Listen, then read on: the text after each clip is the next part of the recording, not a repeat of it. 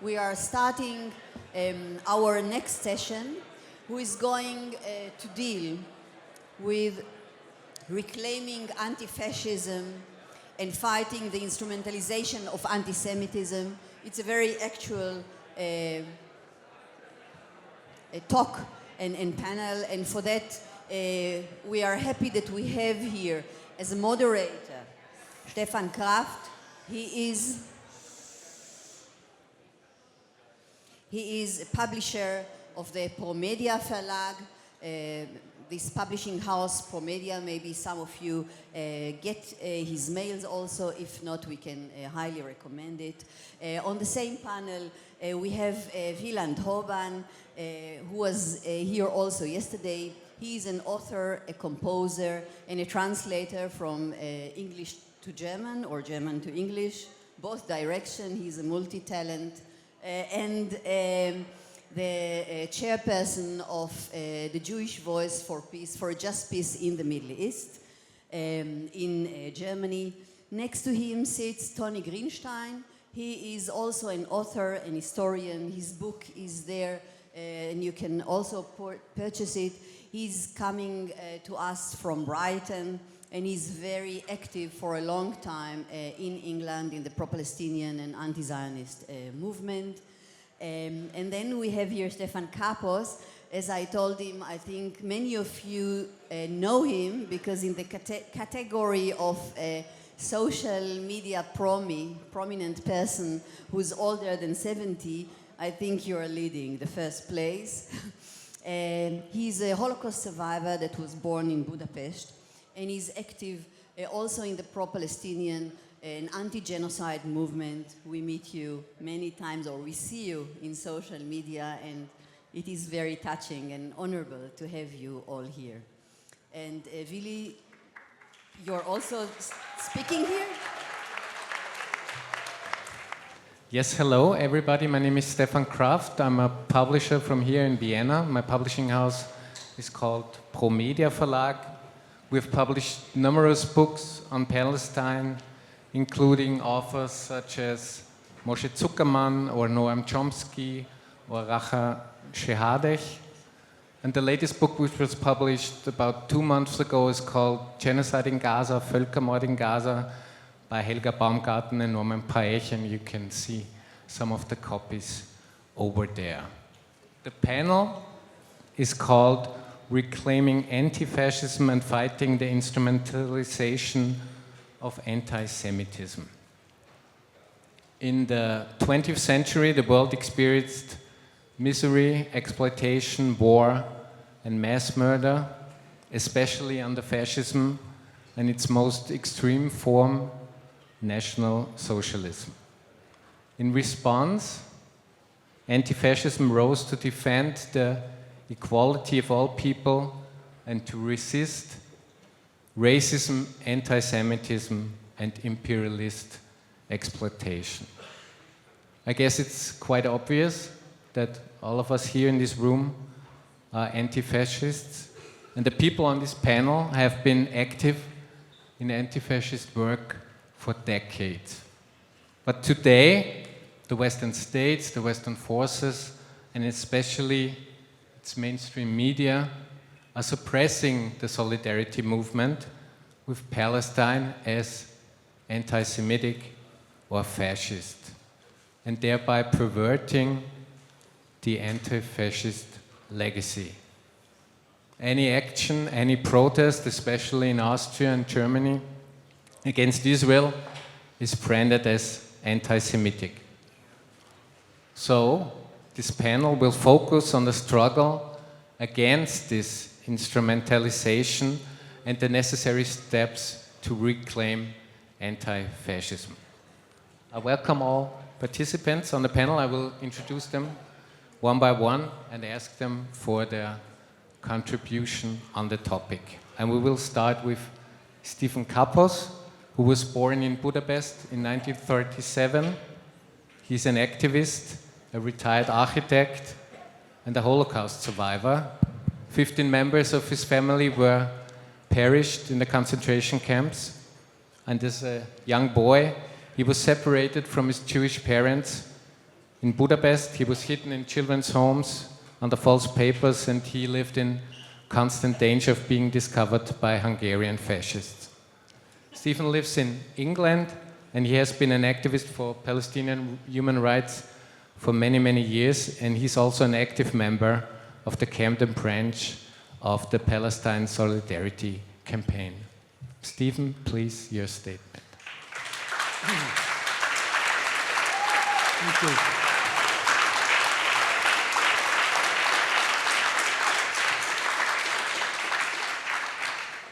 Thank you for inviting me. It's an honor to join this fight back against Zionism. As we are discussing the dangers of the revival of fascism, I would like to honor the memory of a victim of World War II fascism,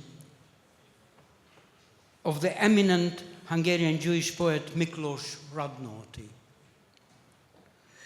He was called up into a Jewish slave labor battalion attached to the Hungarian and German armies, where he was bullied and abused, used to dig trenches and clear minefields, and subjected to repeated death marches from Serbia across the country, finally reaching the Austrian border, where he was shot by the guards. He was thrown into a mass grave, but exhumed after liberation. His last blood-stained poems were found in his pocket, and one of them, by the title Fragment, is a warning against the inhumanity of full-blown fascism. And I would like to read the poem.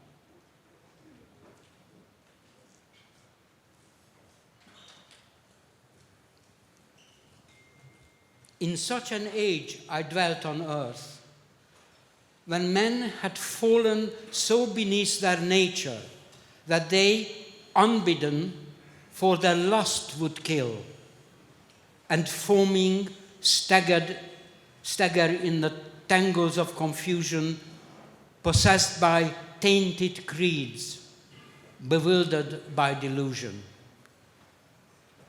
In such an age I dwelt on earth, when spies were honored, and the murderer, the traitor, and the thief were held as heroes. But he whose zeal, it seemed, lacked voice and violence would be abhorred as if he bore a pestilence. In such an age I dwelt on earth, when he who would protest perforce must hide and gnaw his fist in bitterness and shame. That nation in its madness laughed and thought it good to taste such fatal horrors, drunk with filth and blood. In such an age I dwelt on earth, when to the child the mother was accursed. The woman who miscarried would rejoice. The live men envied the entombed and wormy dead, while on his table poison thickened, foamed and spread. In such an age I dwelt on earth, when a dumb poet must wait and hold his peace, hope for the day when he might find a voice, for none could here pronounce the dark, demanded words but Isaiah, master of the fitting curse. Translated by Susanna Oswald and Frederick Turner.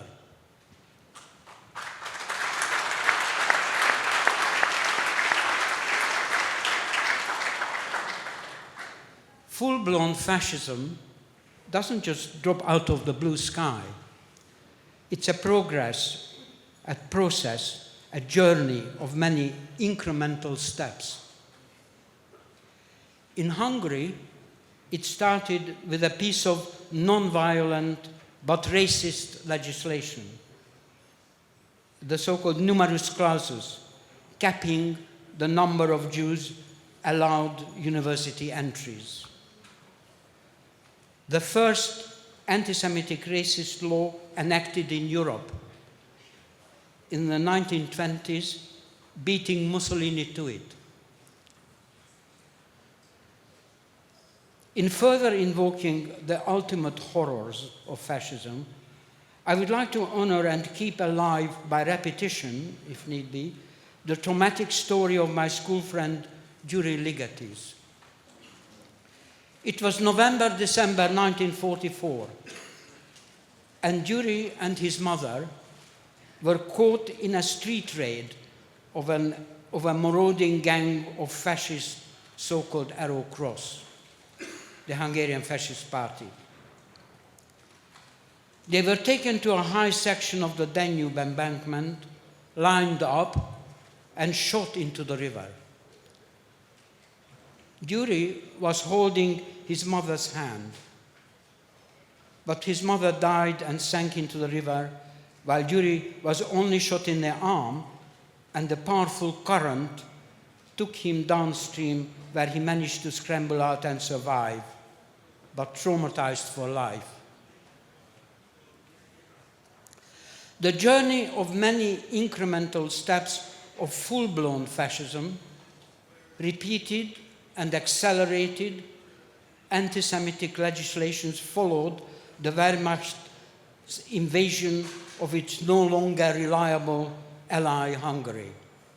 That was in March 1944.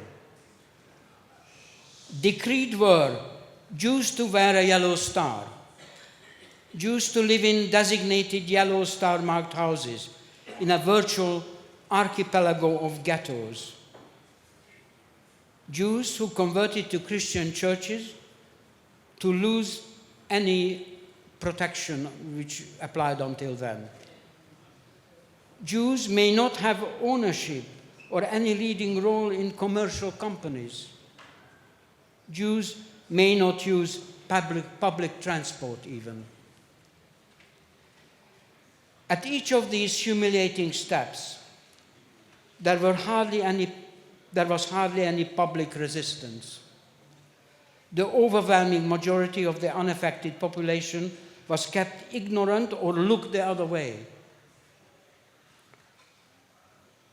Post-World War II, in my old country, and in most others, there was no full confrontation of guilt about the Holocaust.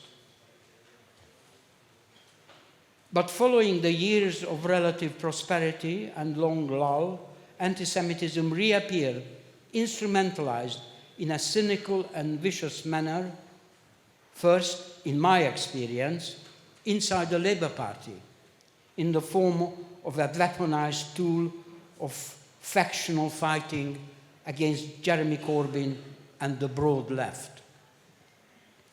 Almost always, accusations, claims, were clearly false.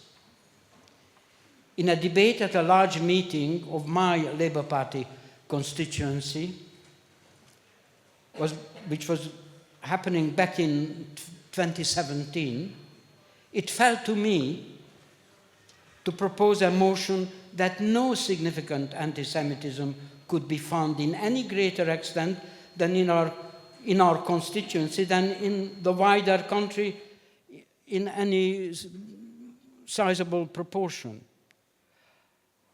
I had to follow our then MP, still our MP, Keir Starmer, who spoke for drastic uprooting of this largely non-existent anti-Semitism.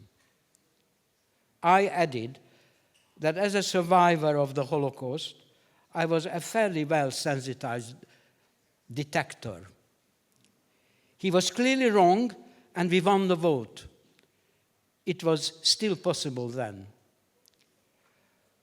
But it was the last such win for the left in our local Labour Party, and anti-Semitism became the weapon of choice in the suppression of criticism of the genocide in Gaza. On occasions like in January 18 this year, The function of government-inspired police suppression, combined with false claims of anti-Semitism, claimed protection of the Jewish population, to form a total instrument of control. Which takes us back to the step-by-step resistance to halt the direction of travel towards full-blown fascism. Against any such increased provocative step, we must respond with demonstrations of increased frequency and ever larger numbers, marching until the sheer force of numbers and its grave electoral consequences finally prevailed. Not in our name. Free Palestine. Thank you.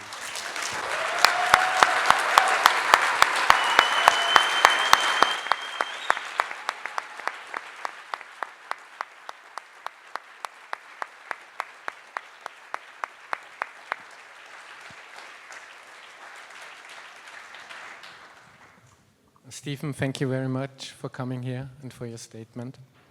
We'll turn to our next guest on the panel, Tony Greenstein. He was born in London in 1953, and he comes from a Jewish Orthodox family. His father was a rabbi and witnessed the so-called Battle of Cable Street in 1936 when British fascists tried to march through the London East End. Tony is a Jewish anti-Zionist activist, and he's the founding member of the Palästina Solidarität campaign and Jews for boycotting Israeli goods. His latest book is called Zionism During the Holocaust, the Instrumentalisation of Memory in the Service of State and Nation. And Tony is also an active trade unionist in his hometown, Brighton. Please give her your speech. Thank you. Okay, thank you.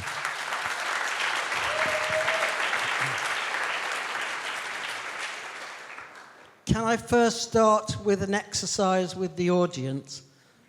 Can anyone who has not been called an anti-Semite or a self-hater please put your hand up? I'm pleased to see one person. I think you have to examine your conscience, sir. Because anyone who hasn't been called an anti-Semite clearly isn't doing enough for the struggle. Because that is the world of lies, the Orwellian dystopian world that we live in, where to support the Palestinians, to oppose genocide, and to oppose Zionism, which gives birth to ethnic cleansing and genocide, makes you an anti-Semite. So today, being an anti-Semite is also to be an anti-racist, I'm afraid, in the parlance that we live in.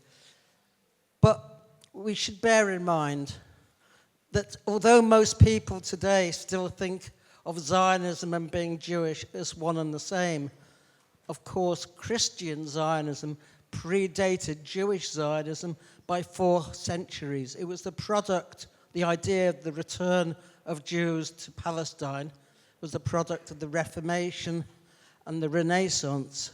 And it was the anti-Semites, above all, who believed that Jews did not belong in Europe. Wilhelm Langthaler was the most famous example, and that Jews were really Semitic and not of good European stock. For example, Zionism was forced on the Jews by the non-Jews. This is something which is often forgotten. I give the example, for example, when Lord Palmerston and the Earl Shaftesbury approached the Board of Deputies between 1840 and 1842 to get them to issue a statement supporting the idea of a Jewish return to Palestine. And they refused. They said they wanted no part of it because the fight of Jews here was for emancipation, for the right to vote, for the right to stand for parliament, to have the same rights as non-Jews. And if they were to say and to admit that they were a different nation, an alien nation, then of course they would be relinquishing those rights. And the Earl Shaftesbury, for example, opposed Jewish emancipation, which came in Britain in 1858, and in Germany in 1871, and in France, I think it was 1791. So that was the Jews.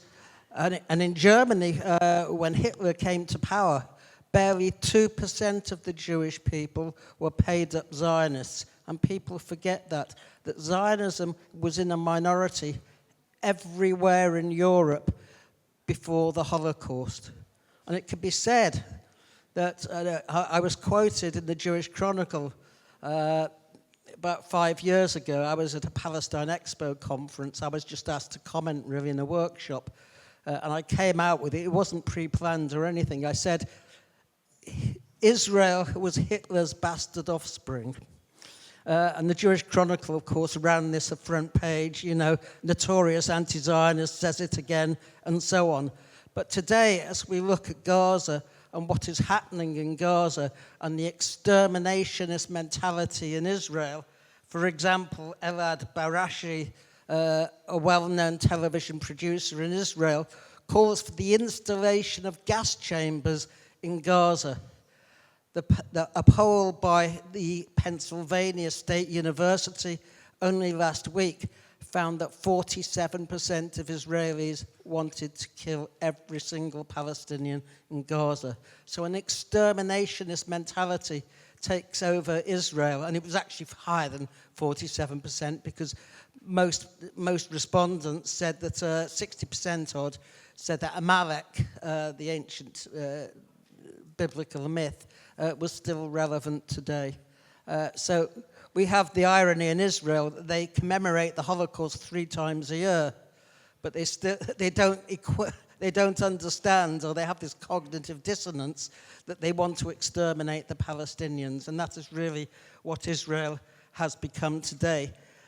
And yet we have what I would call an anti-Semitism official imperialist mentality. It is the ideology of our ruling classes, opposition to anti-Semitism. And even Donald Trump, who believes that all Mexicans are racist, the African countries are shithole countries, that he doesn't want anyone coming into America from Muslim countries, who attacks the Black Lives Matter movement. But when it comes to anti-Semitism, Donald Trump is with them. He's threatening to freeze the funds of American universities because of the terrible injustices done to Jewish students, Jewish Zionist students, of course, on campus.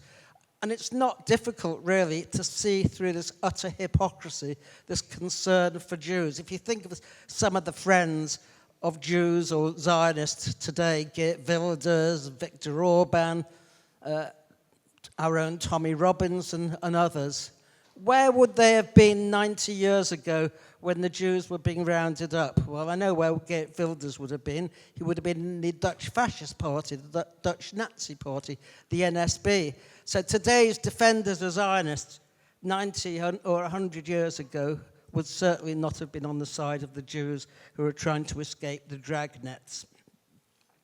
And the question we have to ask ourselves is why has anti-Semitism become so potent? Why are Jews today the moral alibi for imperialism and what it does in the Middle East? Because where I disagreed with Garda yesterday is I know that Jews have a moral responsibility to speak out, but the idea that Jews are somehow responsible for what Israel is doing or what imperialism is doing is a myth. Zionism was always a non-Jewish movement, but they've co-opted Jews in order to provide themselves with that alibi. And one of the main reasons for why the very mention of the word anti-Semitism is so potent is because of the Holocaust, the extermination of 6 million Jews. Of course, they forget the Roma, they forget the disabled, they forget the gay, they forget the Russians, and all the other people, including 2 to 3 million Poles, incidentally.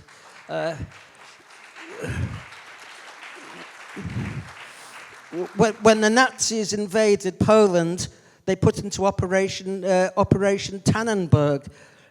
which was to destroy the Polish intelligentsia. More Jews died because they were members of the Polish intelligentsia than because they were Jewish between 1939 and 1941. People forget all this.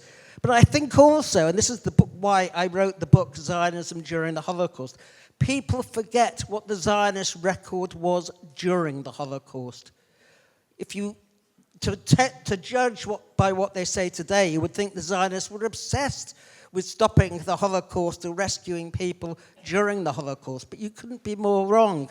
The Zionists fought tooth and nail to stop anyone escaping from Europe if the destination was not Palestine. Stephen Weiss, the leader of the American Zionists, turned down the offer of thousands of places in Alaska, which was not subject to US immigration controls, unlike the rest of the United States. Why? Because it was too cold. The ovens of Auschwitz were, of course, much warmer. And they also forget what the Zionist attitude to the Nazis was. And I'll read from a letter that the Zionist Federation wrote to Hitler on the 21st of June 1933. They said, the activity of the they said, on the foundation of the new state, which has established a principle of race, fruitful activity for the fatherland is possible. Our acknowledgement of Jewish nationality provides for a clear and sincere relationship to the German people and its national and racial realities. Precisely because we don't wish to falsify these fundamentals, because we too are against mixed marriage and are for maintaining the purity of the Jewish group. The realization of Zionism could only be hurt by resentment of Jews abroad against the German development. Boycott propaganda is essentially un-Zionist. And that was right, absolutely right. The only Jewish group to welcome the Nazis to power was the leadership of the Zionist movement. And that is forgotten today. And it was reciprocated. For instance, on the 28th of January 1935, Reinhard Heydrich, the engineer of the final solution, wrote, the activity of the Zionist-oriented youth organizations that are engaged in the occupational restructuring of the Jews lies in the interest of the National Socialist state leadership. These organizations are not to be treated with that strictness that is necessary to apply to members of the so-called German Jewish organizations, brackets, assimilationists. And the paper of the SS in May 35, Schwarzkopf, wrote, the Zionists adhere to a strict racial position, and by emigrating to Palestine, they are helping to build their own Jewish state. The assimilation-minded Jews deny their race and insist on their loyalty to Germany or claim to be Christians, because you had the phenomena of Christian Jews.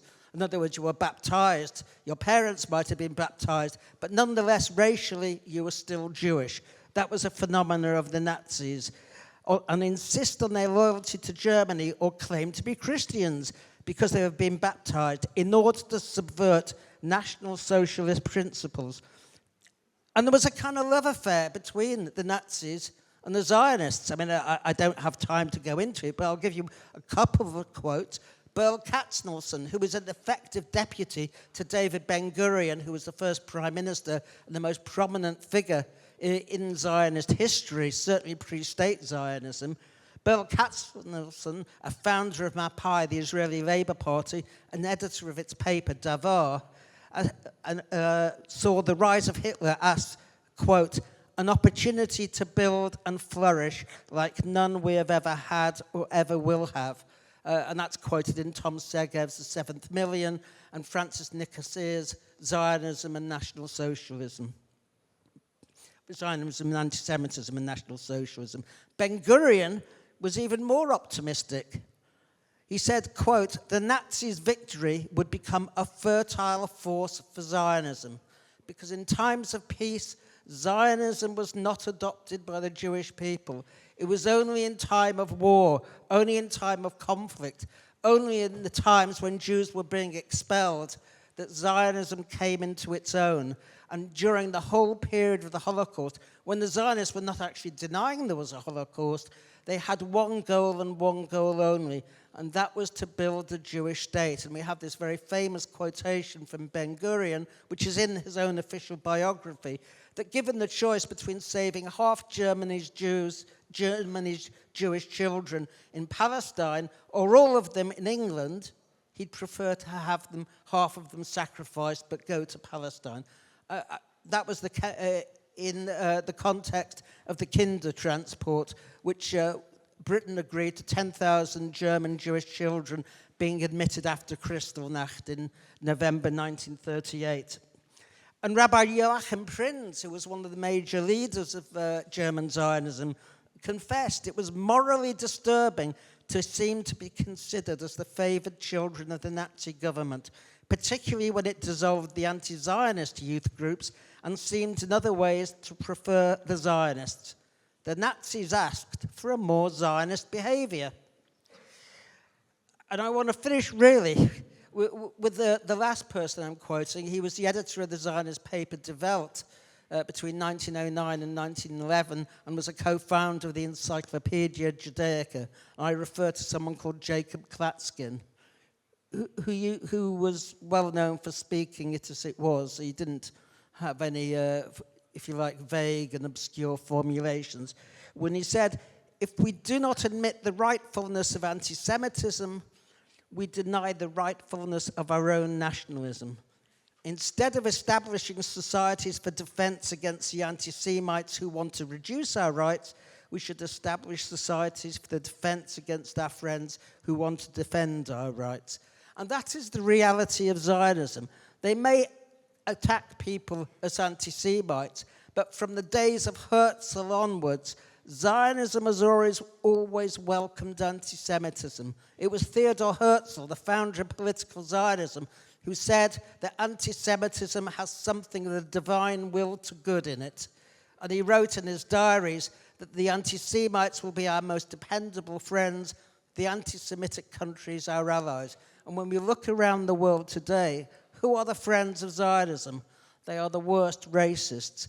And it is not surprising that now it's embarked on genocide in Gaza, those very same people are supporting them to the hilt. So thank you very much for listening to me. I say my book is on sale, but there aren't many copies left, I'm afraid. Thank you.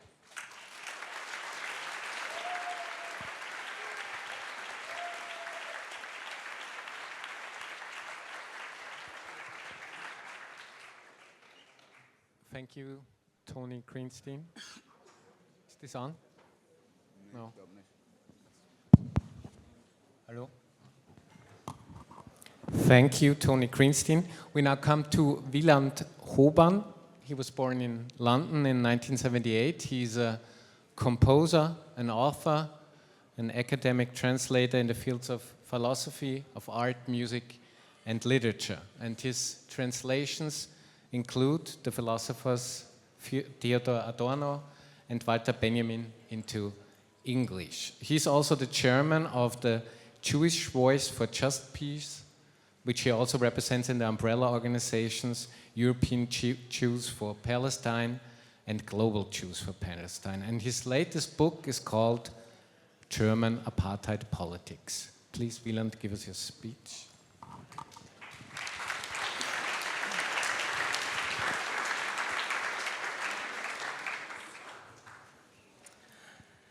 So I'm afraid that, like yesterday, I'll be talking specifically about Germany.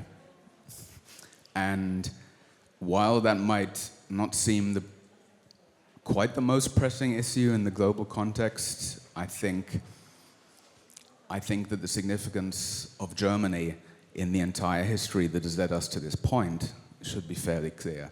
And we should never forget that not only that Germany carried out the Holocaust, but also that the Holocaust triggered the Nakba, that the Nakba could not have happened without the many thousands of Jews who came to Palestine, not out of any ideological commitment to Zionism.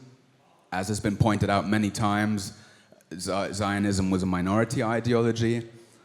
And we also shouldn't forget the responsibility of other Western countries who closed their doors to Jewish refugees who didn't want to go to Palestine, but wanted to go to Britain or America or elsewhere, and that they were also ultimately complicit in what happened in Palestine, which could not have happened without that influx of refugees.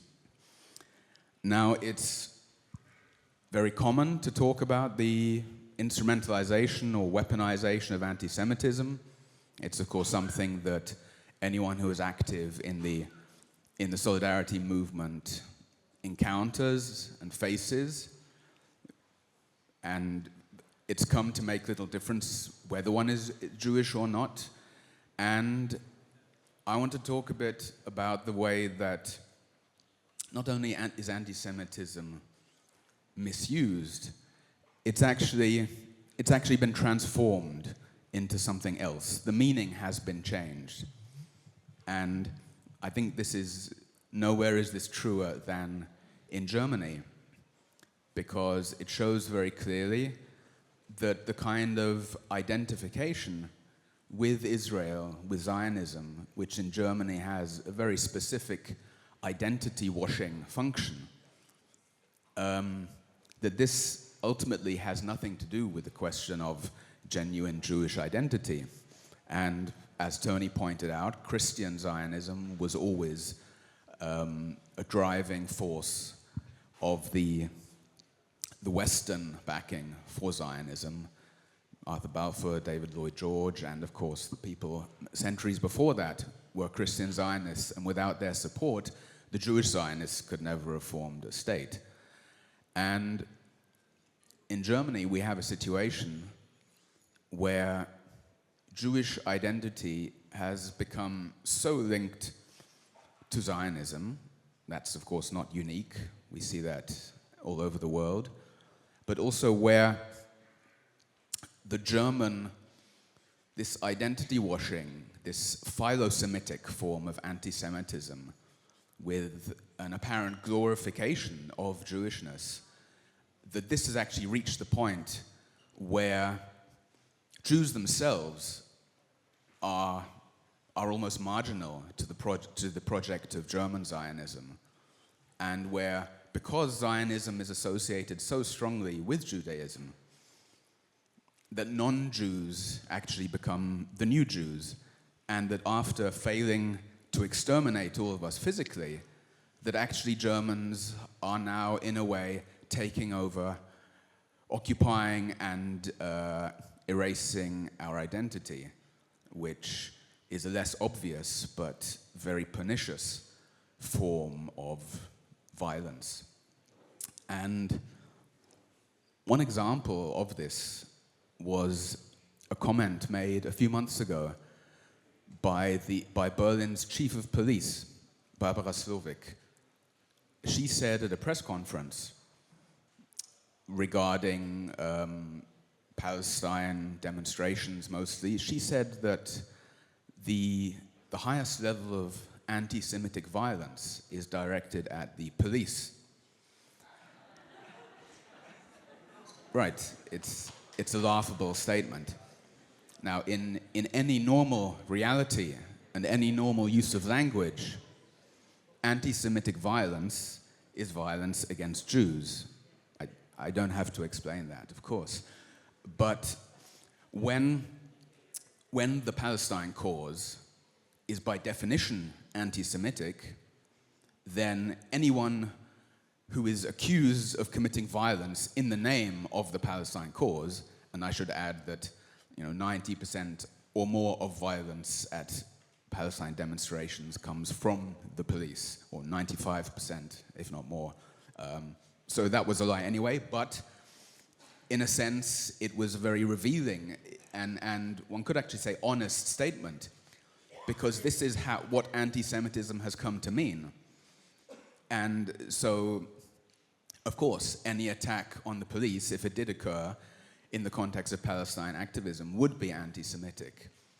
And I think one has to understand that, really, if one is living and operating in Germany, especially if one is Jewish and one wants to incorporate one's Jewish identity into one's activism. And something that's cropped up a few times is the role of anti-Zionist Jews within the Palestine liberation movement, like how important that aspect is, whether this is ultimately a Jewish conversation to be had between Zionist Jews and anti-Zionist Jews, or whether, or what Katie mentioned yesterday, that there's always the danger while trying to use one's Jewish identity strategically, that one must never be talking over Palestinians, because of course our foremost principle is solidarity with them and fighting together with them.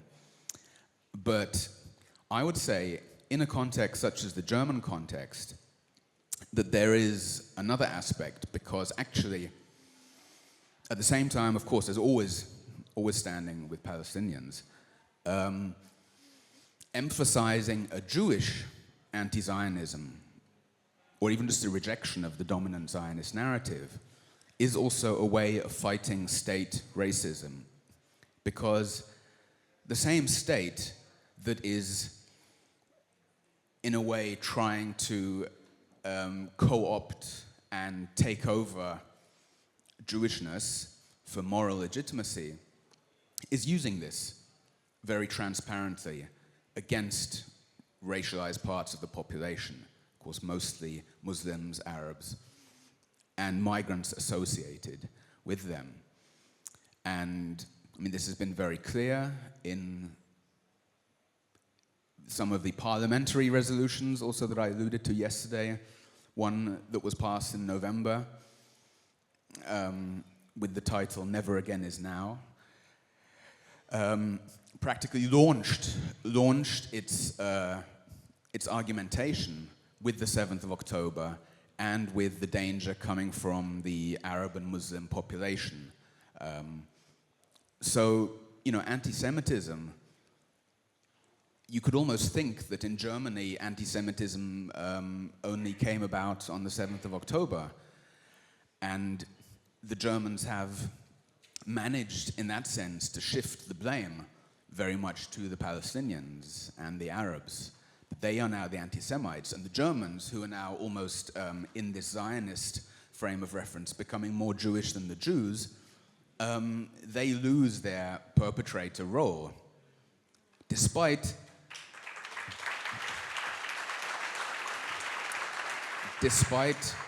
at the same time, I mean, there are many contradictions and complexities in this. At the same time, when it suits them, they invoke the perpetrator role.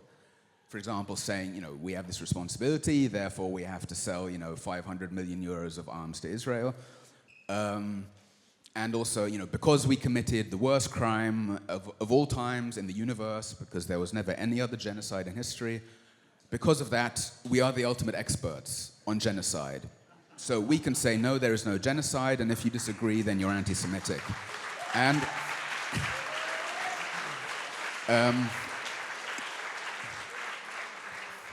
and another thing one can observe in Germany, which is not unique, but as part of this cocktail of manipulation and racism and genuine anti-Semitism, I mean, I find the idea of Jewish identity being erased by racist Germans extremely anti-Semitic. Here we also see, again, the appearance of something familiar from other contexts, such as the French colonial context in North Africa, where it was mentioned before, how in, for example, Algeria, Algerian Jews could have French citizenship, that they were a level above the Muslims, but beneath the Europeans. And throughout history, there have been, of course, it's something that we're familiar with, I think, this in-between position of Jews that could be moved either way, as a kind of, one could point to them as an elite, or one could point to them as communists, and they could benefit from the hierarchy some of the time, and then lose very badly some of the time as well. And in post-reunification Germany, there was a plan that was conceived by politicians, and this is something that a German scholar, Hannah Zuberi, has referred to as reforestation of Jews. And I find that an appropriately non-human metaphor, because I guess one could almost compare it to the Zionist 1 million plan, as it was called, to import Arab Jews, because part of Germany being civilized and, well, making Germany great again, which was very much part of the project of reunification, was to revive some of the heyday of German liberal Judaism, which of course had been practically wiped out. And in addition to this, shall we say, nostalgic and identity reviving project, it also had another aspect, namely to be a counterbalance to the significant amount of migration from the Muslim world. At that time, it was Turkey primarily. After that, of course, there has been also a lot of migration from Arab countries.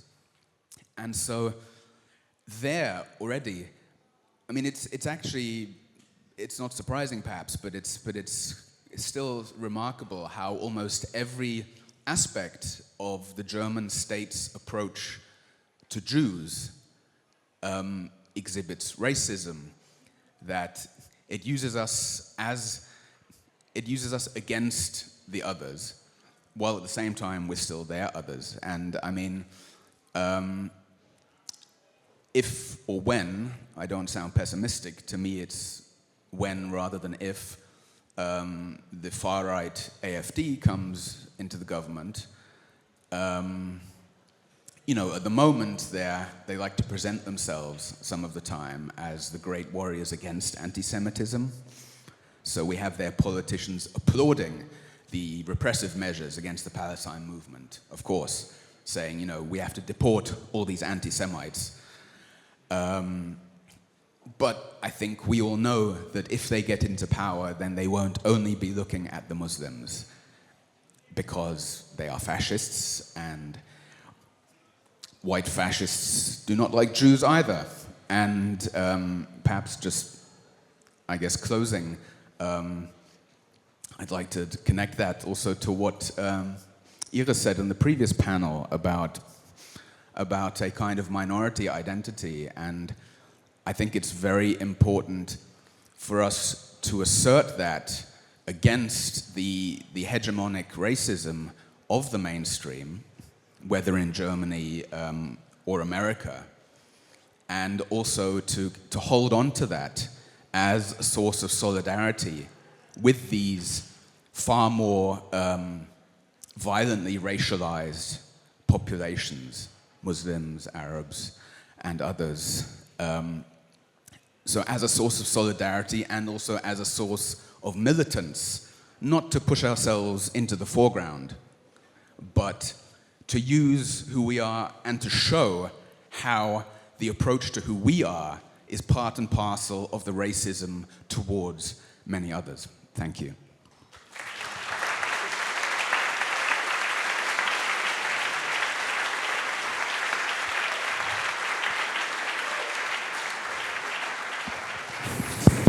Thank you, Wieland. I'd like to introduce the last guest on the podium, Wilhelm Langthaler. He's one of the organizers of this Congress. He was born in Graz in 1969. He studied philosophy and trained as an electrical engineer, and he's also the co-founder of Palästina Solidarität Österreich, PSÖ, and member of Stop World War III International Peace Initiative, and an activist for a more just world order. Please, Willy.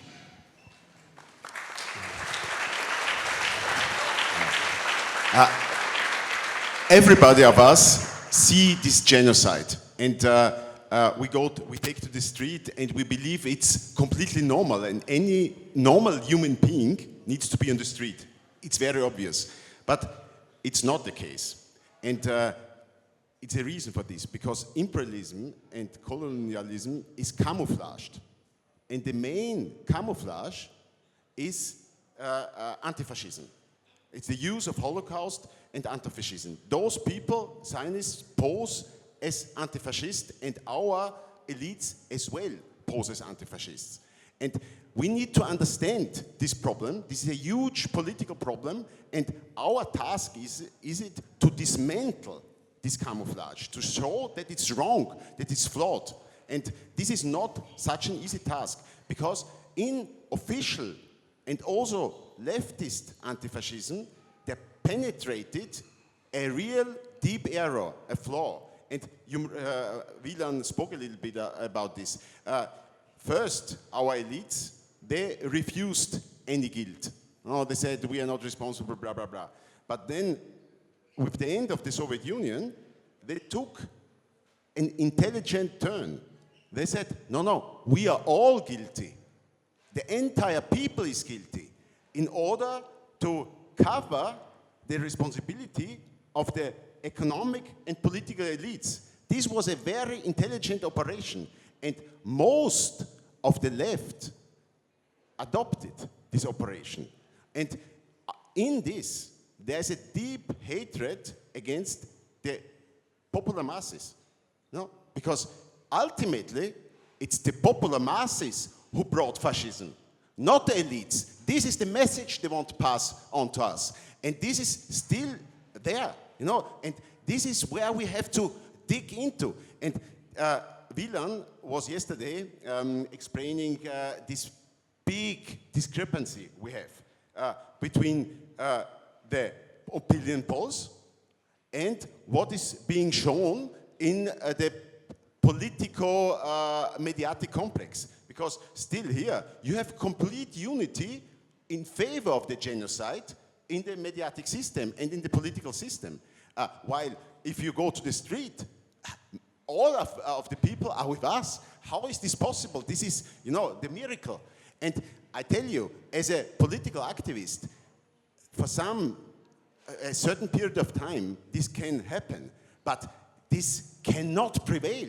There will appear very big cracks and distortions, and appear many things to express the dissent with this, to go against these political elites. And okay, we are not very well organized. We are from we come from a history of defeats, but we must jump into this situation and recover anti-fascism and put anti-fascism against these elites. This is a huge task we have to do, but we should not have any prejudice against normal people, because most of them, they will be with us, and we need to build alliances to recover anti-fascism. And I tell you, I know that many will maybe not agree with this, but as the political system is built in a way that you cannot go into it, you cannot express dissent.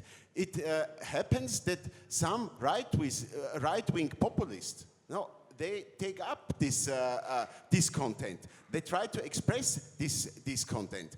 And we are against them, for sure. But we need to organize people to go against this genocide, to defend democracy, because this is also an important thing. And we discussed this yesterday by the Palestinian issue, by trying to oppress the struggle against the genocide. They want to destroy democracy as a whole. This is an important thing. And by using anti-fascism, they want to destroy democracy. This is the right to speech, because they say they are anti-Semitic, they are anti-democratic, and so on and so on. So our struggle, and this is the message I try to bring, is we need to strategically link the struggle in defense of the Palestinians against the genocide, against Zionism, with a broader democratic struggle in our societies to build an alternative for peace, for example, for social justice. And we need to bring the poor people, the simple people, not the middle classes and upper classes, because they are for Zionism, they are for the genocide. The normal people are against the genocide in general. And with this, we will also crack the Islamophobia. Yeah, because they replaced anti-Semitism with Islamophobia. And if we are able to address the poor people with all those things, we can crack this. Because Islamophobia is the same thing. Without the help of the elites, it would not penetrate in the way it does. It's an engineering of them there for, to do this.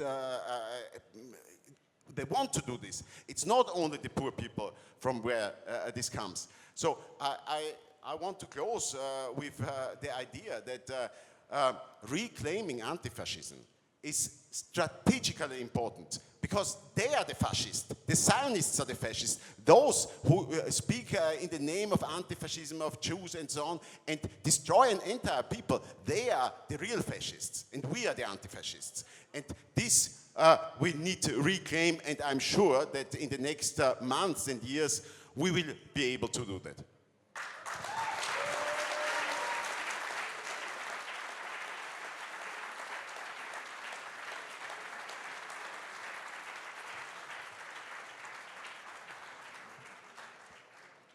Thank you, Willi, for this optimistic message at the end.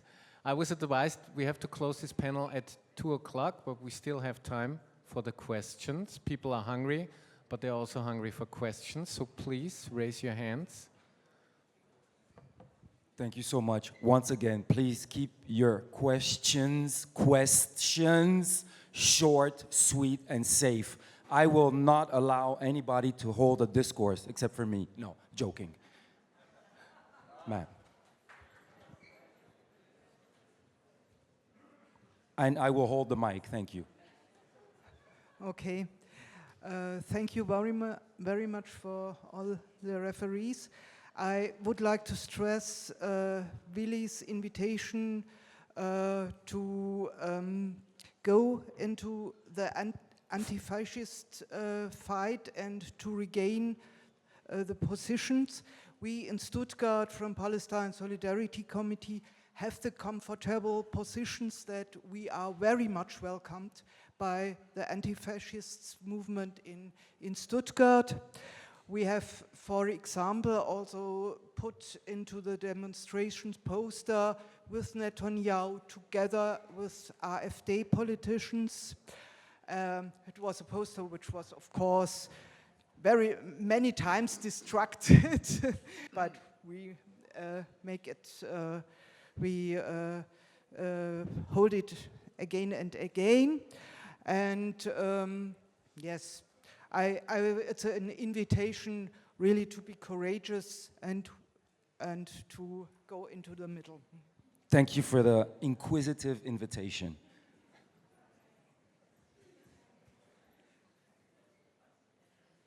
Yes, hi, I'm an author and an artist. I'm coming from Berlin and I enjoyed very much what I heard about it.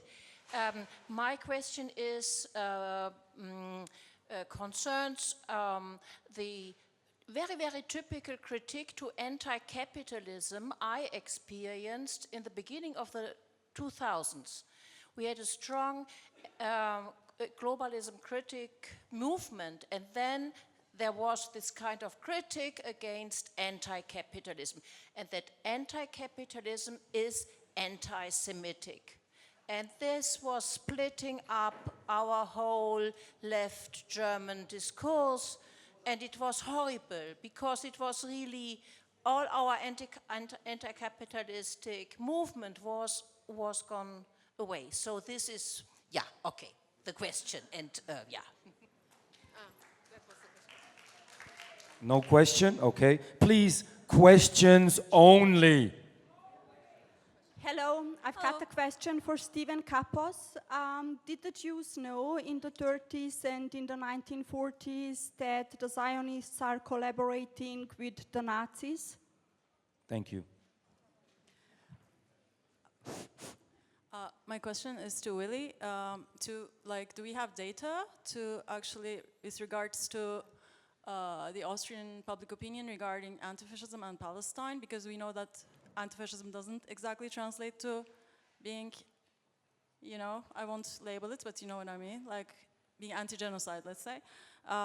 Second, I've realized, I mean, I've been in Austria for 2 years, and I realized the Austrians don't talk about politics, so I raised my hand when Tony asked anti-Semitism, I was not labeled anti-Semitism because nobody's talking to me. So, like, I don't even know what people think here after 2 years, and these are close people. So how do you actually promote democracy in a society that do not even speak about these, like, really, really important issues, or you cannot even disagree?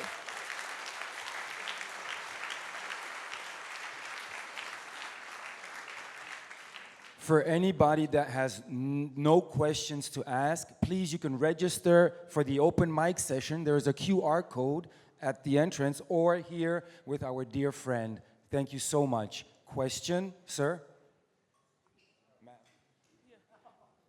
Okay. Hey, Jana, I would like to ask about the role of the Zionists on the Judenrats, which were making the list to the guest chambers, because I heard, of course, you, Tony, but I heard actually directly from Rudolf Vrba, who managed to escape from Auschwitz, that they were sitting on those Judenrats. So I just wanted to ask if they were, some of them were sitting on the Judenrats, or what was really the role? Thank you. Hi.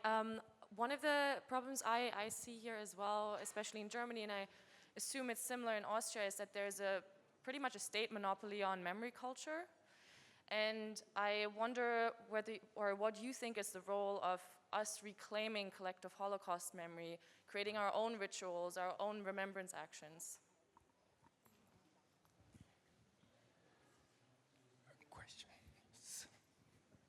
Yeah, my question is, to what extent do the panel think that the real anti-Semitism that caused the Holocaust exists today in the form of the Great Replacement theory, in the form of picking out George Soros, etc., etc.? In other words, how fundamental is that anti-Semitism to the worldview of the far right?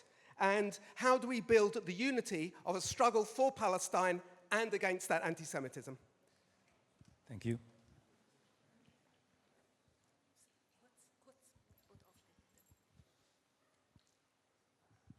Okay. Why weren't Jeremy Corbyn and his supporters able to push back more strongly against the bogus anti-Semitism campaign within the Labour Party? Thank you.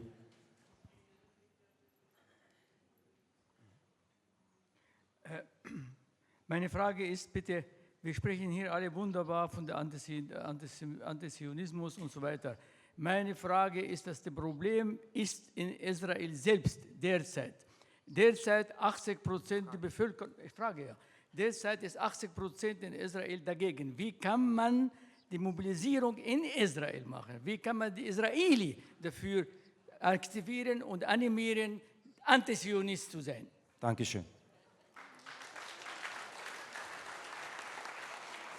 Panel, is that enough? Or one more question at the back. Who?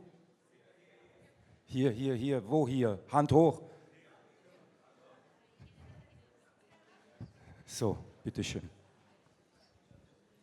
I'll hold the mic. Hi, okay, sorry. This was something mentioned yesterday, but I feel that it's so relevant. There was talk of the denazification of Europe and how Zionism needs to be uprooted on a cultural level as well. And it just raised the concern in me that I don't feel that Europe has really been denazified, and that very much of this racism is still prevalent and is also feeding Zionist sentiments, to the point where a lot of European people I've spoken to have felt that Israel is doing a service to the world by defending us from the evils of terrorism and Islam and all of these things. And it's like, is there any sort of a plan or idea for how to deal with this on a cultural level with people's broad understandings? Or do we simply feel that this is a difficulty that we'll have to deal with once the Zionist empire as a legal entity is overthrown? Thank you. Great. Okay, thank you for all your questions. Maybe we start with the historic questions. Stephen, there was a question on your view, what Tony spoke about, the collaboration of Zionists with the Nazi regime. Maybe also your personal experience, or the personal experience of your family with Zionists under the persecution of the National Socialists. Yeah. I think that the role of Zionism historically in Hungary, despite the fact that some of the original Zionists were in fact of Hungarian origin, but the country was not very much influenced by Zionism. The Hungarian Jews weren't, because the dominant attitude, very much sponsored by the Habsburg Empire days of Austria-Hungary, was assimilation. And so the Zionist organizations within Hungary were extremely minor and on the fringes, and they weren't influential whatsoever. So they didn't have an impact, really, in the pre-war years or during the Holocaust. I just want to say a few words about the questions about Jeremy Corbyn. Why did they not tackle the false accusations of anti-Semitism which were so unfairly leveled against him? And it was really a campaign that more or less destroyed the Corbyn project. And I have a very great regard for Jeremy Corbyn, and but he's human, and I think it is now recognized that it was an error in trying to placate the attacks of anti-Semitism by a series of apologies. There should never have been a single apology. And I think it's to do with the people who were surrounding him as much as his personal weakness, I have to admit. But the people around him were all leaning on him to not to tackle in a strong way the anti-Semitism attacks.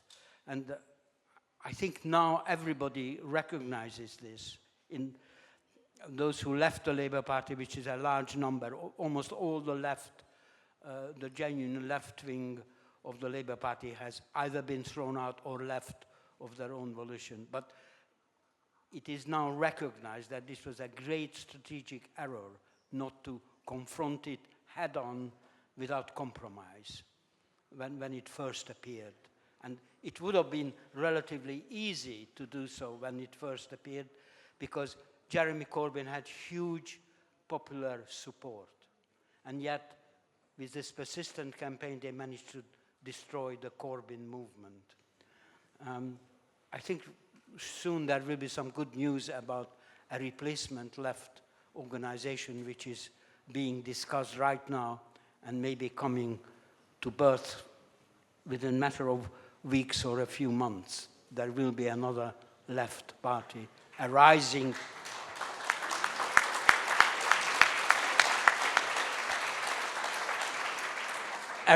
out of the ashes of the destroyed Corbynism.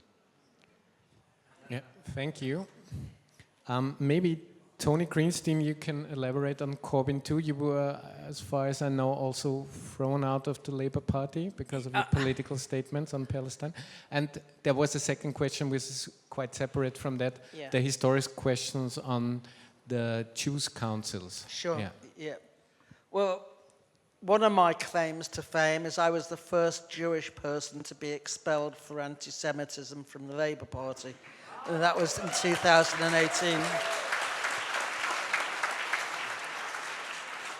And the first person to welcome my expulsion was Keir Starmer, who he just said on Twitter, good. He's a man of few words and even fewer thoughts. So, but that was an accolade too. I mean, that was welcome. But yes, I mean, the problem with Corbynism, it's not simply that Jeremy lacked a backbone, which he did.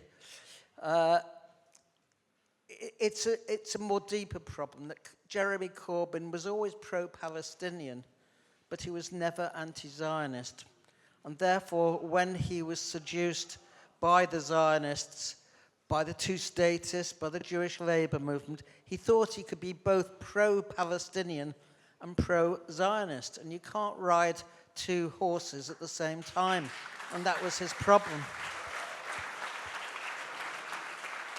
And it's also a historic problem of the Labour left in Britain, because the British working class is the most conservative in Europe, and it created the British Labour Party. That the left has always appeased the right. It's believed that they can't get rid of capitalism unless they support and work with a pro-capitalist right wing. I mean, Tony Benn, the kind of hero of the Labour left, said an aeroplane needs two wings, but if one of the wings is permanently broken, then it's not much good flying the aeroplane. You actually have to replace it, not simply use it. So, I mean, that is a question for the left as a whole, but that was the problem of Corbynism. I mean, I knew Jeremy Corbyn, and you know, he's a great guy in many ways. He's a very nice guy, but he wasn't a leader. On the other questions, what Stephen didn't mention, and it's in my book, it takes up 2 chapters, is that although the Zionists were very weak in Hungary, in another sense, they were very powerful, because when the Germans invaded, the Nazis invaded on March 19th, 1944, they almost immediately made a deal in the form of Adolf Eichmann with the leader of Hungarian Zionism, Rudolf Kastner. And the agreement was a train out of Hungary for the Zionist and the Jewish elite. It was eventually 1,684 people, in exchange for not only keeping quiet about where the deportation trains were, but misinforming the Jews who got on those trains as to where the destination was. And even someone like Eli Wiesel, who was a dedicated Zionist, ardent Zionist, he was a survivor also of Auschwitz. He said, why weren't we informed? Why weren't we told? We would not have got on those trains. And that is a tragedy. And as a result, 450,000 Jews were exterminated. And that is primarily down to the role of the Zionist movement and the Jewish agency in Hungary. And the Kastner trial, I mean, Ken Loach, you know, he was worried about providing a recommendation for my book because he'd be attacked as an anti-Semite, because 30 years ago, he produced a play called Perdition, which was about this. And he got attacked as an anti-Semite right, left, and center. But he was only telling the truth, because in Israel, there was a Kastner trial. I can't go into the details now, I don't have time. But basically, Kastner sued someone for calling him a collaborator, and he lost. The result is the government fell. The Sharett government in 1955 fell. And it was proven that he had collaborated. He'd actually gone to Nuremberg to exonerate people like Hermann Krumi, the deputy to Eichmann, and others, Wisliseni, Kurt Becher, and so on. So the record of the Zionists, especially in Hungary, was absolutely atrocious. But they don't talk about that now, I'm afraid. And that leads us on to really the Judenrat, the Jewish councils. Because wherever the Nazis created a ghetto, they also created a Jewish council. And they created it out of the existing Jewish leadership. And that leadership, with very few exceptions, was disastrous. And 2/3 of them were Zionists. I mean, Isaiah Trunk has written a massive book after the war, and he took a poll of the surviving members, and 2 out of 3 were Zionists. Because they implemented the orders of the Nazis and were even more enthusiastic in doing their work than the Nazis, like the Dutch Judenrat. 75% of Dutch Jews were deported to Auschwitz and Sobibor. Why? Because the Jewish Council compiled the lists, and it recompiled the lists. It was enthusiastic about it. Whereas in France and in Belgium, the Jewish resistance and the communist resistance waged a war in Belgium. They terrorized them. They shot and executed the leader of the Judenrat. So in Belgium, 40% to 50% of the Jews died, not 75%. In France, it was even less, 25%. So the Judenrat played really the role of collaborators, which is what you would expect of the Jewish leaders, because they were mainly bourgeois. Of course, there were exceptions. There were the fighting Judenrat. They were the exception usually where they were near the forest, where there were Russian partisans, and the one in Minsk is an outstanding one, where the leader of the Judenrat was executed by the Nazis because the Judenrat fulfilled the role of the executive of the resistance. But they were the exceptions, not the rule, which is why Hannah Arendt, I think most people have heard of her, she wrote a book, Eichmann in Jerusalem, The Banality of Evil, after the Eichmann trial, and she was disowned, viciously attacked by the Zionists for writing a book on the Eichmann trial, which didn't portray the narrative that Ben-Gurion wanted. And she said, if there'd been no Jewish leadership, if there'd been no Jewish councils, there would have been much confusion, but more Jews would have survived than did in that case. And this is true. I mean, it's true also of the Zionists as a whole. I mean, in America, the dissident Zionists pushed Roosevelt to form the War Refugee Board in January 1944, and it saved over 200,000 people. The Zionists did their best to stop it, urging Roosevelt to actually deport these dissident Zionists, Peter Bergson and Shmuel Merlin. So this is the record of Zionism during the Holocaust, and that's why I thought it was a book that needed to be written, because most establishment historians don't go near the subject. Thank you.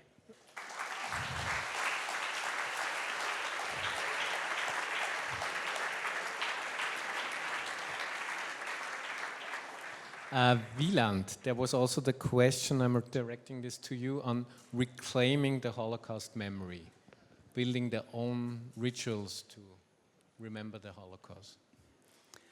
Yes, I think this is important, but also dangerous ground in a sense, because one of the problems with Holocaust memory culture, of course, is its exceptionalism, which is particularly the case in Germany. And of course, in Germany, there's the, you might say, inverted patriotism of this German genocide being just the, the greatest genocide ever, to show actually how superlative Germany is. I mean, maybe I'm putting it in slightly flippant terms, but I'm actually fully serious about that. So to question it, to say, oh, what about 10 million in the Congo, and what about, 3 million in Bengal, and what about, this and that, the many colonial genocides, that's very insulting to Germans who are kind of proud of being the only people to have killed 6 million Jews. And what I think is very important to remember also is that there is one sense in which the Holocaust was exceptional, because normally genocides were carried out in colonial contexts abroad, usually against people with a different skin color. And this was the first time that actually massive numbers of Europeans, today we would just say white, I think the language was a bit different back then, but let's say European Jews were being murdered, and this was actually a real kind of violation of cultural norms. This was to people, I think, who didn't care all that much about the genocide in Namibia, for example, because this was only Africans, and well, that's just how things are. But to actually kill Europeans, and of course, worse than killing, let's say, poor traditional Polish Jews, was killing middle-class assimilated German Jews. And, so we have to remember the racism that's implicit in the racism, and also classism, that's implicit in memory culture as we know it today. And one thing that, you know, sometimes when I speak about anti-Semitism and the way that the discourse has developed in racist terms, something that I point to as an example of that, and which I also devoted a chapter in my book, German Apartheid Politics, to, is the comparative example of the approach to the genocide of Roma and Sinti, who were racialized in a different way from Jews, and in contrast to Jews who in the sort of wider population were no longer racialized, I would say, for most people after the war, Roma and Sinti were still seen as racial others. And I mean, one only needs to read some of the memories of some of these people after the war, the way they were treated in school by teachers, and the way sometimes they wouldn't be allowed into hotels, ended up sleeping in train stations instead. And also, you know, it's very common to use the number of 500,000 to talk about how many European Roma and Sinti were murdered, whereas actually more recent research has shown that it may be as much as 1.5 million. And also it was only in the 80s when Helmut Schmidt was Chancellor of Germany that Germany officially recognized that there was actually a genocide, a racially motivated genocide against them. And there is actually, I mean, everyone has heard of the final solution to the Jewish question, you know, as a fixed phrase. And although one doesn't hear it so often, there were actually also references at that time to the so-called final solution to the Gypsy question. And so people, and afterwards, after the war, that was completely played down. And until the 80s, it was just said that, well, you know, these people, they were just killed because, you know, they were criminal or sort of underclass, vagrants, all this sort of thing. So it wasn't even acknowledged. And what's actually also particularly shameful, I think, for Holocaust historiography is that as significant a figure as Yehuda Bauer didn't even acknowledge that genocide. That he also said, you know, there was some, you know, some killing and etc., but, you know, nothing like our Holocaust.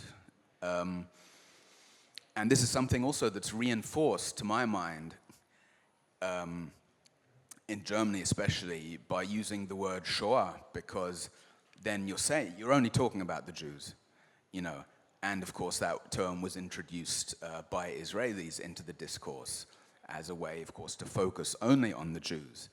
And so I think before we find, as a step towards finding a less racist way of commemorating the Holocaust from a Jewish position, I think we first have to underline and emphasize these other victims and point also to the commonality.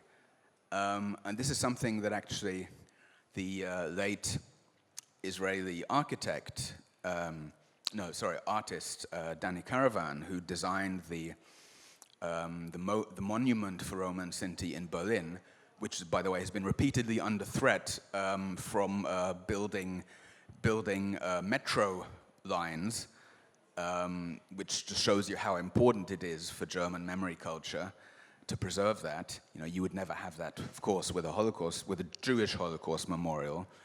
And he also underlined this, and actually, not long before his death, he said once that he would, you know, if people tried to destroy the memorial that he had made, you know, that he would like throw his body in to protect it. And he also, when he was given an award late in his life, he also again said, you know, that, you know, we were brothers and sisters, you know, that we were together in Auschwitz. And you know, that commemoration is incomplete if you only commemorate Jews. Okay.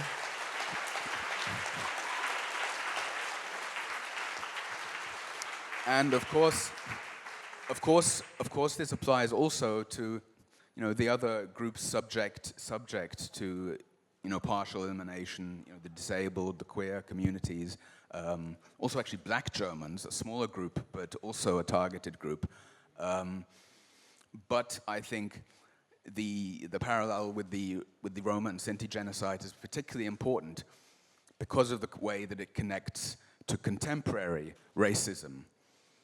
And so actually for me, the way, I guess I already said it, but I'll just reiterate it, the way to find a kind of Holocaust remembrance that is not tainted either by white racism or by Zionist manipulation is through kinship and solidarity among these victims.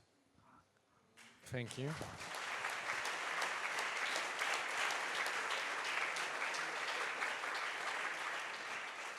I would like Willy to... Stephen, please. Is it on? About the misuse of the memory of the Holocaust and its symbolism, I just want to mention one small thing that watching television, a session of the United Nations, when it came to the Israeli representative's contribution, he very theatrically put a yellow star on himself. And I thought that was absolutely sickening, watching as somebody who even at 7-year-old had to wear a yellow star for real. And I think that was an example of total misuse of the memory and the symbolism.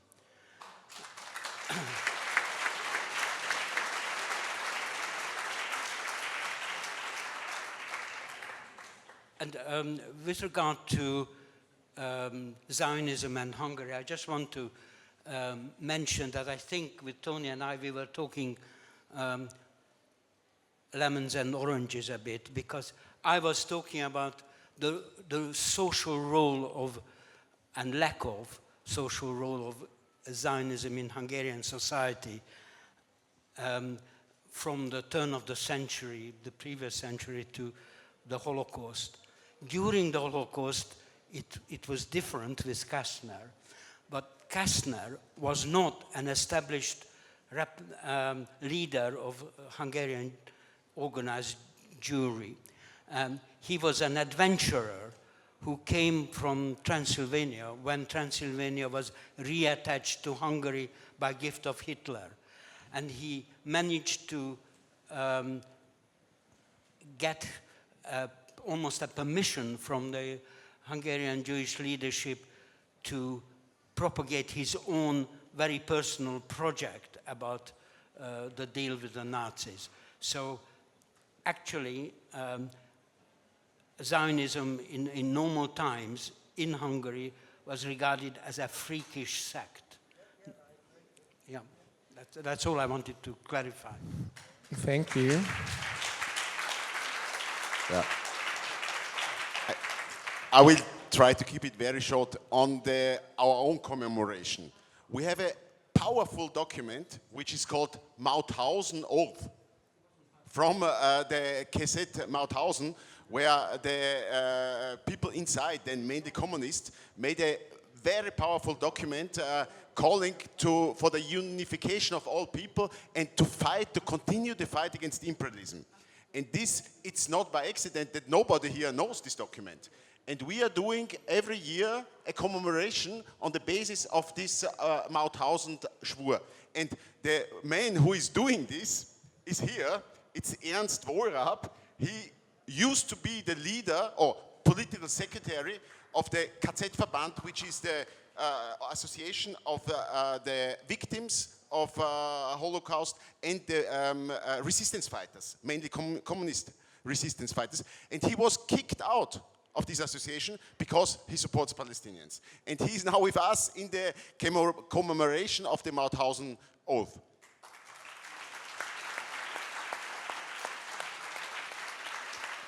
On the second question on how we see the position of Austrians. No, it's really here a class thing. The better you're educated, the more you are for genocide. This is a very general rule.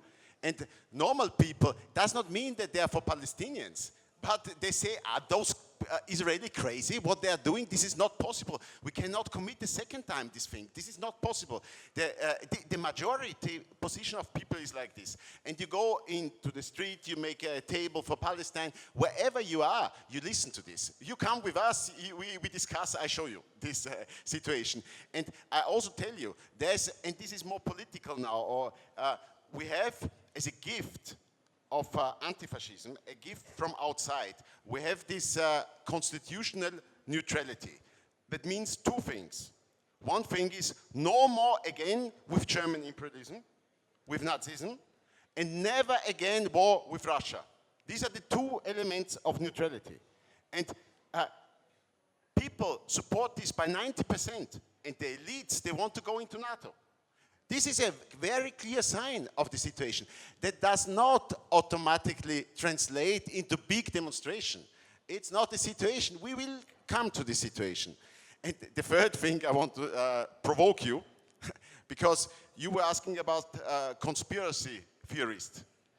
I want to tell you, those people, okay, we agree that there's a flaw in it, but they hate the elites. And they think of conspiracy because they feel weak. If we project power into society with our movement, half of them will be with us. It's my friends.